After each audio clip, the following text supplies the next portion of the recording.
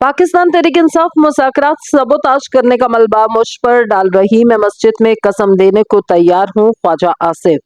वज़ीर दिफा ख्वाजा आसिफ का कहना है कि मैं मुज़ाकरात के हक में हूँ और चाहता हूँ कि मुज़ाकरात कामयाब हों।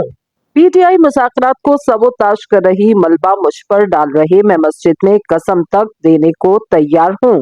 ख्वाजा आसिफ का इस हवाले से कहना था कि तहरीक इंसाफ वाले मुज़ाकरात को सबोताज कर रहे, मलबा मेरे ऊपर डाल रहे, मुझे किसी मस्जिद में ले जाएं, मैं कसम देने को तैयार हूं। मैं मुज़ाकरात के हक में हूं और चाहता हूं कि मुज़ाकरात कामयाब हों। वफाकी वज़ीर बराए दिफा हवाबाजी ख्वाजा आसिफ का मज़ीद कहना कि इसी मस्जिद में जाकर कहूंगा, पीटीआई वाले बिल्कुल मुज़ाकरात के हक में नहीं, ये कुछ और चक्कर है, वो भी आपको पता चल जाएगा। हमारी क़यादत तो मुखलिस है और चाहती है कि इस हाउस में काम चले, इस पार्लियामान की आलीशान बिल्डिंग की इज्जत और आबरू बरकरार रहे और ये ऐसे ही चलता रहे।